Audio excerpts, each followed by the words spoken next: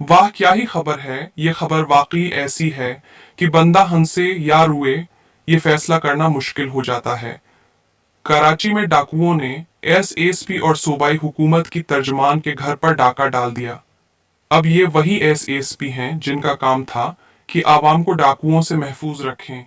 लेकिन जब खुद उनका घर ही महफूज न रहा तो आम शहरियों के लिए तो यही कहा जा सकता है, बच्चों, अपनी जेबें और जीवरात पक्का बांध लो।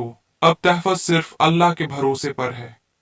कराची कभी रोशनियों का शहर कहलाता था, लेकिन अब तो ऐसा लगता है कि ये शहर डाकुओं का ड्रीम लैंड बन चुका है।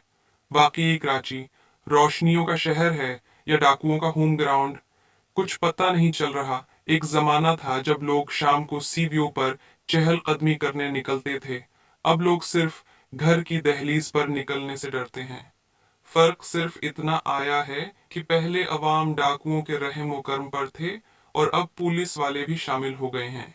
सुना है कि एसएसपी साहब का घर भी महफूज नहीं। जी हाँ, वही एसएसपी जिन्हें बड़े बड़े इजलासों में ब्रीफिंग देते देखा जाता है, वही जो कहते थे कि कराची में क्राइम कंट्रोल में है।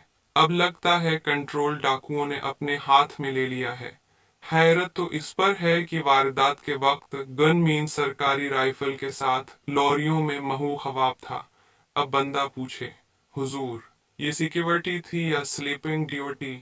डाकुओं की शान शौकत तो देखिए कि पुराने जमाने के डाकू घोड़ों पर आते थे, अब तो डाकू सफेद फॉर्च्यूनर पर सवार होते हैं। लगता है कराची के डाकुओं ने भी तरक्की कर ली है। और वैसे भी जब पुलिस अफसर का घर लौटना हो तो डाकू सोचते होंगे, यार इज्जत का सवाल है, मामूली मोटरसाइकिल पर जाते हुए अच्छा लगेगा क्या कि इतने बड़े घर में, और वो भी गंदी सी मोटरसाइकिल पर। ये जो एसएसपी के घर में जंग लड़ी गई, इसमें माली गनीमत की तफसील कुछ यूं है: 90 लाख रुपए के डॉलर्स, 10 लाख रुपए की नकदी, 1 करोड़ 10 लाख के जेवरात और मोबाइल फोन। वाह भाई, ये कोई डाका कम और मनी बजट ज्यादा लगता है। अब अंदाजा करें कि अगर पुलिस अफसर के घर में इतनी दौलत है तो अवाम के घरों में क्या होगा। सिर्फ यूटिलिटी बिल, बिजली का मीटर और पुराने कपड़े। ऐसे हालात में अवामी सवाल तो बनता है। अवाम ये पूछने पर मजबूर हैं, जब पुलिस अफसर ही महफूज नहीं तो हम किस खेत की मौली हैं। ये बिल्कुल ऐसे है जैसे स्कूल का प्रिंसिपल खुद नकल करते पकड़ा जाए और फिर तलबा से ईमानदारी की तोकनो रखे। वेन गिनमीन की नींद भी एक गनीमत ठहरी कि डाकू आराम से काम करते रहे। ये वाकया साबित करता है कि कराची के गिनमीन को गोली नहीं, सिर्फ नींद मार सकती है।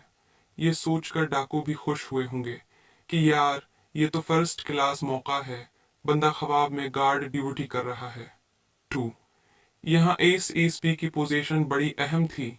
एसएसपी साहब भी वारदात के वक्त घर पर मौजूद थे। अब ये कराची क्राइम का सबसे बड़ा जोक है, यानी डाकू आए, लौट मार की, और साहबी खाना भी तमाशा देखते रहे। 3, उस पर डाकुओं की हिम्मत को पेला सलाम है कि बख्त इतनी जरातमंदाना इकदाम उठाते हुए बिल्कुल नहीं हचकचाए कि शेर की कछाड़ तक पहुंच गए। अब कराची के डाकू इतने प्रोफेशनल हो गए हैं कि वो कहते हैं, यार, आम अवाम को लौटने का मजा नहीं, अब अफसरान बाला के घर लौटो। ये बिल्कुल ऐसे ही है जैसे कोई आम खिलाड़ी गली करकट से निकलकर इंटरनेशनल मैच खेलने लगे। इसमें कराची के शहरियों का हाल देखने लायक है। कराची के शहरियों को तो अब ये समझ नहीं आ रही कि वो सुबह दफ्तर जाते हुए वीजा ऑफिसर से दुआ मांगे या अल्लाह से, क्योंकि यहाँ घर से बाहर निकलना भी एक लकी ड्रा बन चुका है। अगर खुशकिस्मत हुए तो दफ्तर पहुंच जाएंगे, अगर बदकिस्मत हुए तो मोबाइल और बटुआ डाकू के हवाले होगा, और अगर बहुत ज्यादा बदकिस्मत हुए तो खबर में नाम आएगा।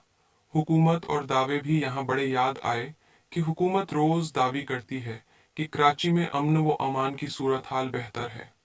अब लगता है कि यह अमन व ईमान सिर्फ डाकुओं के लिए बेहतर है। अवाम तो सिर्फ प्रेस कॉन्फ्रेंस सुनकर हंसते हैं, जैसे बच्चे कार्टून देखकर हंसते हैं। 1, क्या कराची की सिक्योरिटी अब सिर्फ प्रेस रिलीज में महफूज है?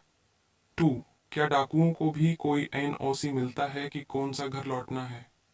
3, अगर ईएसपी और हुकूमती तर्जुमान गैर महफूज हैं तो क्या अवाम को अब सेफ्टी हेलमेट के साथ सेफ्टी पल्लू भी खरीद लेना चाहिए। 4. कराची का नया स्लोगन क्या होगा? वेलकम टू कराची, जहां डाकू भी मुतमईन और आवाम भी परेशान हैं। ऐसे हालात में मुस्तकबिल की पेश गोई कुछ इस तरह की जा सकती है। अगर यही हालात रहे तो मुस्तकबिल में ये मंजरनामा होगा। शादी ब्याह की दावत पर पहले ये चेक होगा कि मेहमान डाकू हैं या बुराती। मोहल्ले के लोग अपनी गाड़ियां बेचकर साइकिल पर आएंगे ताकि लौट मार के बाद कम नुकसान हो। और शायद एक दिन ऐसा भी आए कि आवाम डाकुओं से ही दरख्वास्त करें, भाई थोड़ा सा छोड़ दो, बिजली का बिल देना है।